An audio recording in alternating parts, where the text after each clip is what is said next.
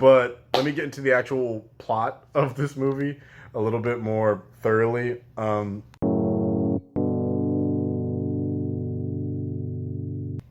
you have like this disgruntled, you have the Buddy dolls now from this company, Kavlin Industries, and so Andy, his mom, Karen Barkley works at Zedmart. They sell the dolls, blah blah blah. She takes one of the dolls because one of the dolls is actually malfunctioning. She actually gets it from someone else's mom, who's like, his eyes were glowing red, so I want to return it. And his mom thinks, there's nothing wrong with that. Andy gets gets the Buddy. He names it. It names itself Chucky. Really early on, all the signs are like, "Hey kid, get rid of this fucking doll. Get rid of the doll. It's fucking weird." But he's like, "No, I'm gonna keep it. It's cool." And so there's a point where like Buddy responds to its owner to the point where it gets malevolent. So that's a whole thing with Chucky. And so Chucky's picking up on Andy's feelings, and like Karen has this really shitty boyfriend, like just the biggest asshole, the biggest of assholes. As her like boyfriend, they're sleeping together or whatever the fuck. And Chucky's like picking up on what Andy's watching, and Andy's like new in town and trying to make friends and meeting them with kids and blah blah blah, all this other bullshit. And so Chucky picks up on the more violent aspects as well really strongly from Andy. So Andy and his friends are watching Texas Chainsaw Massacre 2, fucking classic. And so they're trying to scare the boyfriend and everything. They're like, "Oh yeah, make this weird face," and you just see and like that, move the eyes in your mouth to look creepy. And one of them does look very much like old school Chucky from the 80s. So nice little tip of the hat there, buddy. But they get him to sneak up on the boyfriend and everything. And then he's picking up on Andy's reaction during Texas Chainsaw 2. And so he's like, "Oh, they're laughing at the gore, so that must mean Andy must think violence is appealing or it makes him happy." So he's about to like stab the shit out of his fat friend. He's like, no, don't hurt people, don't kill. Oh, I forgot to mention earlier, Andy has a cat named Rooney. Rooney gets strangled at one point because Rooney scratches them while they're playing like fourth dimensional chess or some shit like that. I forget what it was. It's a tabletop game. But the cat scratches like, I hate that cat. And Chucky's like, "Hey, it's a cat. The cat's gotta fucking die." So this is one of the funny moments, unintentionally, is you just hear, meow, meow, meow. He's choking the cat when he comes back. I don't know what it is. Violence against cats is like funny for all the wrong reasons. But he's like choking the cat. He's like, "No, put the cat down." He like breaks him, lets the cat go. It comes back later because Chucky killed the cat. And Chucky picks on the fact that Andy doesn't like the boyfriend. He ends up killing the boyfriend. I'm jumping around all through the plot points, but we're gonna get through it. So Chucky is like fucked up, and it turns out the boyfriend is married, because of course he is. He's a married drunk who's leaving his wife and 2 daughters because he's a cunt.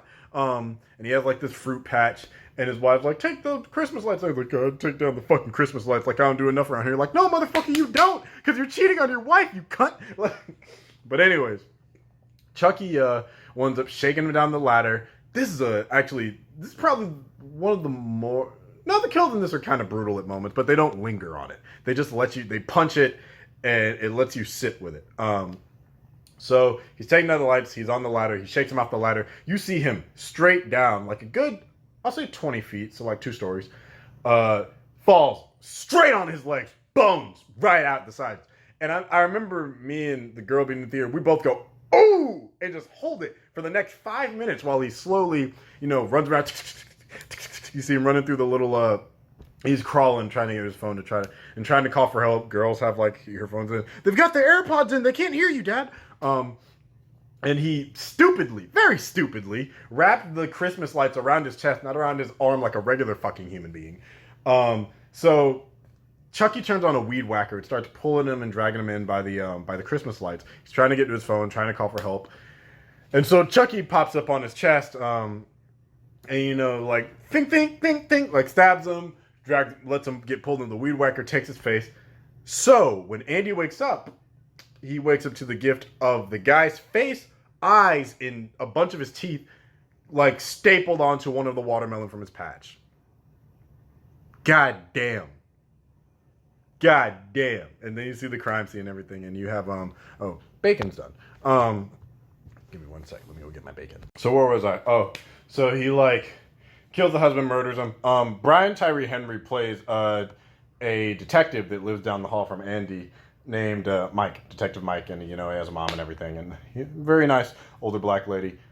So Chucky starts to go nuts. Now, here's the first fucking sign. As soon as you see the watermelon with a face stapled onto it of some deadbeat cunt asshole, that's a sign that, and the doll's like, I thought it would make you happy. Plays back the recording of you saying that you hated the motherfucker.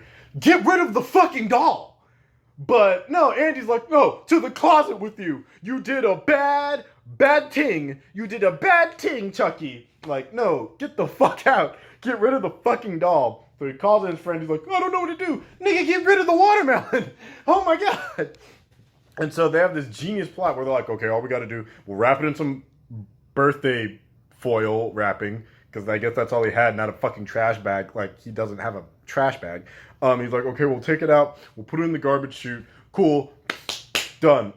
Just no one has to know. And right as they're about to leave, mom comes like, hey Andy, what's going on? What's that? It's like, it's a gift for Mike's mother down the hall for helping me with my homework. Again, this creates another minor inconsistency in the movie in terms of motivation for characters. So she's like, oh, okay, let's go deliver it together. Like, what the fuck? Well, I don't need you to walk me like 3 yards down the hall to give away. And this is going in a direction which I'm glad they didn't. But so what ends up happening is they give it to her, and you know, Andy's like, yeah, we'll open it on my birthday. And she's like, oh yeah, it's a gift for me, knowing damn well she didn't help the kid. You know, he's lying because he's a liar. But she goes along with the lie. Now, this comes back later where she believes that the gift was for her. Like, no, he lied. Give him back his shit. You knew he was lying because you went with the lie. It's a minor inconsistency I just realized. That's besides the point. So they get rid of the watermelon. They're like, sorry. And then they go back. They trick Chucky, and you know they end up taking out a circuit board in his chest, wrap up Chucky in some little sheet or whatever, and they throw him down the thing. And like, cool, problem's done. Finally, the fucking dumbass children are like, oh yes, after all the signs that Chucky was evil, proved that Chucky was evil, we got rid of the evil fucking Chucky doll, or the evil Buddy doll. I'm sorry. But you know, and you almost feel a little bit bad because you're like, damn, Chucky and Andy honestly have solid chemistry, despite it being a boy talking with an animatronic doll. And I'll be honest, it's a pretty good doll design. I'm glad they didn't lean too heavy into CGI. There's a little bit in the movie, but they didn't lean too heavy into it, thank goodness. That makes me actually very happy to see more. At least it looked pretty practical. If that was all digital, fuck, because they're amazing. But I'm almost positive it's a very practical effect because it's a doll. Like, why wouldn't, it's a mass marketed doll at that. It's a creepy ass doll too. Who has a ginger redhead doll? I'm sorry, the big ass forehead, weird ass animatronic eyes. It's creepy as shit. And everyone's like, oh yeah, dude, I totally want one that can connect to my Wi-Fi and all the shit in my house. Fuck that. Anyways, so doll's gone, everything's cool, but the cat's dead. Another man died. They're trying to find out the mystery of this. But so throughout the movie, there's a creepy ass dude that works in the apartment, like an electrician or whatever. He's the one that ends up happening upon the doll, and he comes up, and he's like, jackpot. I'm like, shit. Okay, this isn't the end of it. I knew it's not the end of the movie. There's a bunch of stuff in the trailer that gives that away. But still, I'm just like, fucking creeper or whatever. So they're starting the investigation. They throw him in the garbage. The guy's name is Gabe. He's an electrician. And so he takes the doll, he starts, buying shit and put him back together and put him on sale, because this is the Buddy 1. They're about to drop the Buddy 2 in a couple weeks or so. This whole movie takes place over the course of like a month-ish, sort of, kind of. But, he, like, you almost feel bad for Chucky before he gets disposed, because like, Andy, no, wait, I thought we were friends. Mark Hamill does, again, fantastic job for somehow making you sympathize with a killer doll. Maybe a little bit more than Brad Dourif does, but that doesn't mean Brad Dourif's bad. Brad Dourif's still amazing, still awesome and iconic in the role. Gives her the doll. Electrician Gabe is like building them back together, plugged them back in with a new little I guess, arc reactor for all intents and purposes, because it's literally in the middle of his chest, and it powers him up. He's like, oh yeah, I'm gonna make a killing because he's gonna sell it online. But before he can do that, it actually fully like fixes all the shit that was fucked up with Chucky, or the Buddy doll specifically. So he taps into all of the Caslin tech that this electrician has, who gets distracted by looking at a naked Aubrey Plaza, which I get. I get it. And this is unfortunately the penis thinking with the wrong head, buddy. Thinking with the wrong head at the wrong time, and it gets him killed. He hacks into all the shit, so Gabe's freaking out. And while this is going on, he's like, Caslin, lights on. Lights cut on. Lights cut out again. Caslin, lights on. Caslin, lights on. All of a sudden, stab against his Achilles tendon. Stab against another Achilles tendon. So he's starting to get bloodied. Starting to run everywhere. Like, oh no, fuck, I'm bloody. Gets a stab in his dick. First Ma, now this. Stop fucking with our dicks in 2019. God, please. It's, that was the one that really hurt. But, you know, he ends up, like, running around. Like, he's barely able to see because he's covered in blood. He has glasses. So he's like, oh, fuck. He winds up on a table where his table saw is. And, you know, Chucky is controlling all of the Caslin shit. Because, you know, Wi-Fi finger. He has a little ET finger that can control Caslin shit. He's connecting all the shit, including the pipes. So he's on the table with the table saw, knocks down one of the legs, turns on the table saw, because Caslin makes table saws apparently. Like, oh no, he presses a button and turns on the table saw. And he's on the pipe. He's like, fuck, and then Chucky, Caslin temperature, starts turning on the pipe. Steam's going through the pipe. Pipe starts heating up, gets to like 200 degrees. One arm goes down, right over the table saw, because he's too fat to swing backwards or do some acrobatic shit, and he's in a panic state. So, gets too much, drops it down, right on the table, like, and he's like, woo! Gets his ass. So Gabe's dead. Chucky's back, fully powered and reloaded, like a Matrix sequel or some shit. So yeah, and then Chucky uses the packaging that Gabe had that was going to send him out or whatever, and repackages himself as a new Buddy doll. And gives himself to... There's a black kid in the movie. This gets into one of the weird parts of the movie.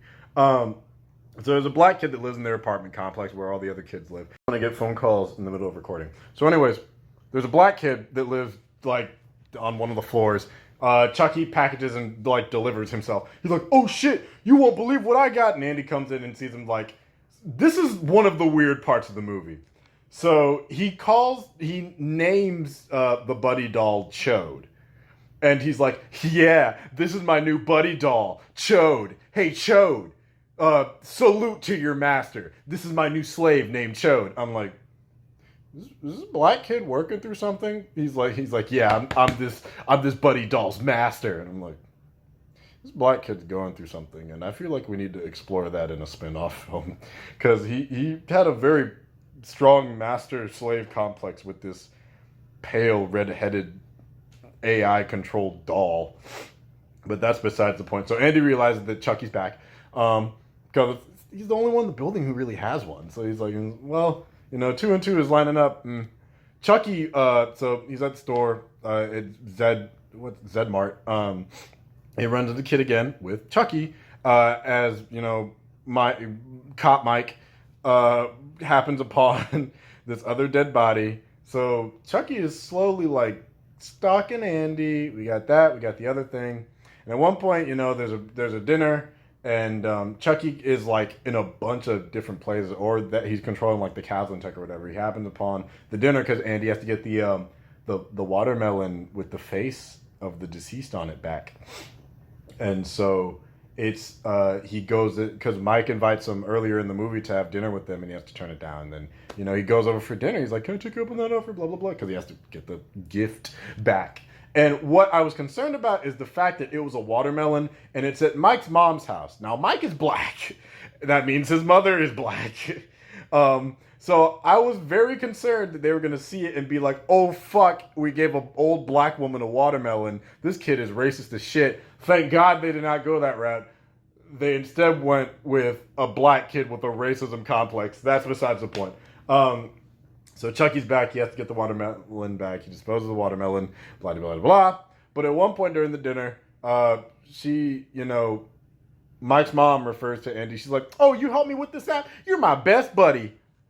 Or she calls him his best friend. I'm like, fuck. All right, Chucky's gonna be pissed about this, and of course he is. So the app is like, it's like Lyft but without a driver. It's like electronic powered cars because it's the future. And so Chucky ends up like taking control of the car at one point, and Andy figures shit. He puts two and two together because he accidentally steals the black kid's phone early in the movie when he's at the store, and he runs into Chucky and everything. And oh yeah, Chucky can like throw videos and audio and shit everywhere wherever he wants to. He really goes on some full Skynet shit, and it's kind of cool. Kind of cool, kind of terrifying, you know, on some Alexa shit. Okay, she didn't hear me that time. But yeah, so take control of the car, kidnaps the mom. Right when she gets through her bingo, starts rolling the car in reverse, driving her around, gets her in a wreck, and she gets the lamest award, the lamest death, I guess. Whenever Dead Meat does her kill, you'll see it. She just gets a regular stabbing off screen. And Mike, of course, when he finds out, freaks the fuck out. It's really like, whoever did this, you know, I'm gonna get my revenge, yada blah blah blah blah. So Chucky ends up back there. Andy sounds like a psychopath because he's a 13-year-old saying, "There's a killer doll on the loose," and then like the other kids are getting skeptical because they haven't seen Chucky do too much crazy shit. So understandably, they're like, "Well, maybe he's lying. What if he's the one killing people?" He's like, "No, I'm not crazy." He's trying to tell his mom, and she ends up taking him to work on the release day of The Buddy 2. And this is like the climax of the movie when shit gets fucking yonkers. He's been trying to warn people for the longest time that he's not crazy and that it's the doll. And so like this one packaging handler that you see earlier in the movie is like putting on this elaborate Buddy costume. And Chucky stabs him right in the neck. So he's bleeding and is like premiering The Buddy 2. And you know, all the families and kids are there to get their dolls. And he winds up dying right there, spraying blood all over like an 8-year-old girl. I'm like, woo, she's gonna need like years of therapy to get that one away. Oh my God, she's fucked up for life. But Chucky takes over the store because it's all Caslin products at this store, including the drones, which for some reason have razor blade tier wings or propellers that are like actual fucking helicopter blades. So he takes over the store, takes over the dolls, the TVs. He's killing people with drones, which is honestly kind of amazing. And he starts to lock down the store, so people are getting killed left and right, slaughtered by the Buddy 2s that he's taken over, and like dragging people down halls. I'm like, how strong are these fucking dolls? Strangled a cat earlier, but goddamn. So killing people in all these crazy ways. The fat kid almost dies, but Brian Tyree Henry, aka Detective Mike, gets in the way, and I almost feel bad. But he comes back. So I'm like, oh shit, they killed the black guy. And so at one point, you know, they get some weapons to get the kids kind of hold their own here. They have like a spade, a little knife thing, and a little weed whacker that they use to, you know, fight off the dolls and save themselves. And the kids escape, except for Andy, because Chucky's kidnaps his mom, as you see in the trailer. And so this is where my suspension of disbelief kind of gets a hang up real quick. Until I realize the thing with the bears and the other dolls after the fact. So Andy has to decide whether he wants to escape or save his mom, who's in the back and held captive. So the implication initially is that Chucky, by himself in the span of about 5 minutes on screen, because you see Karen like trip at one point while she's looking for Andy, and Andy's escaping everything. So the implication in the span of about 5 minutes, he kidnaps her, take her to the back part of the facility of like where they keep all their stocks and whatnot, ties her up and sets up this like elaborate mechanism to hang her. And the implication is that he does it all by himself. I forgot that they took control like the other dolls and bears and stuff, and apparently these things can kill a grown adult instead of them just flinging them off. But when I walked out the theater, I'm like, so the implication is either this is the weakest fucking mom of all time, or those dolls are extra fucking strong. But even still, even if you're like let's say 6 of them ganged up on Karen and did all this shit. They did that hella fast because it's in about 5 minutes. Because they show her on the screen. He's like, Andy, don't you want to come play? Like, your mom needs you down in aisle 6 or whatever the fuck. So Andy is like, you go, I'll stay. I got to save my mom. So, you know, he goes to the back, finds his mom strung up, And earlier in the movie, Chucky actually does have an earnestly creepy ass line. He's like, "Well, if we can't be best friends, then no one can be your friend." I'm like, "Yeah." He's like, He's like, "What the fuck did you just say to me? The fuck did you just say to me, little ass doll? You just threatened me, bitch. I will yeet you across this fucking room right now." Which no, it's a doll. Pick him up by the throw the motherfucker. Whatever. Oh my god. There's a couple like all the red flags are there, but no one just like picks up the bitch and throws him because he gets a knife. You teach him to get a knife like a fucking idiot. The AI with a knife. Have we not seen like literally Jurassic Park, Terminator? Stop fucking with science, all right? Anyways, I still like the movie. So Andy has to go back there, has to fight off Chucky, has to save his mom. So Chucky literally has her hanging by a noose. She can't breathe, dying very fast. And he's up there, he has like the little knife, and he has to fight off Chucky. He jumps on the rope after he's been trying to, use the weed whacker to cut it. And he's close, he gets about halfway through. And Chucky jumps on him. This is one of the few moments where you see the CGI. We're like, yeah, with the knife. He's fighting him off, which Andy has the most appropriate scream. Just a high-pitched 13-year-old scream at this doll that pops out of a bunch of cardboard boxes with a knife. I'm like, that is the most appropriate reaction that you have had this entire film, because that is pants-shittingly terrifying for a 13-year-old. For a little-ass doll with a big-ass butcher's knife to pop out the shadows while you're trying to save your mom, who is currently being asphyxiated right next to you. He just screams like, "Ah!" And I'm like, that is pants-shittingly, earnestly terrifying. They hop on the rope that is currently killing his mother. You see her just shaking with her last breath in the shit. So they cut her down. Luckily, she doesn't end up like her ex-boyfriend did and land directly on her fucking calves and bone shatter. She like collapses. But he's fighting off Chucky and everything. He finally throws him off, and like, kid, you're in the Call of Duty era. It's 2019. Like, you don't know about double tap. He stabs him in the chest, and you see Chucky power down, just dead. He's like, "Oh, no, I gotta go save my mom." Just thinking, "Oh, you dumb kid, you double tap. Remember double tap. Zombieland rules." And right as he's about to go, you see Chucky jump up one last time and get shot by Officer Mike. God bless Officer Mike for making it to the end of the film. And he's like, "This is the end, friend." And he doesn't even say friend. He's like, "This is the end." And I'm like, this is a nice reference to the old movie. It's a cute little nod. Save mom. The day is saved. Everyone's okay. Then you get to in an alleyway. Not as a post credits, but while like the credits are about to go, all the kids like 5 kids gang up on Chucky, cut his head off, start beating him in an alleyway, beating the dog shit out of him. It's kind of hilarious, but I'm like, yeah, that's an appropriate reaction to make sure he's extra dead, since we didn't do that the first time. Fucking double tap. It's the rules. But yeah, everyone goes to the hospital, everyone ends up okay, and then you get your little stinger at the end when they're, because they recall all the dolls. It's like, we regret about the thing that happened where, our doll malfunctioned and killed like at least 10 people. Whoops, our bad. No refunds. Fuck you. But we'll recall the doll since there might be a problem in the future. And then at the end, all the dolls are being repackaged, and you see one red-headed buddy doll, eyes glow, and it has a little smile. So, setting up a potential sequel. But they kind of may have, I'm glad they did it in this movie, because it can stand on its own completely fine. If it gets a sequel, I'll see it. I would be interested to see how they expand on this idea.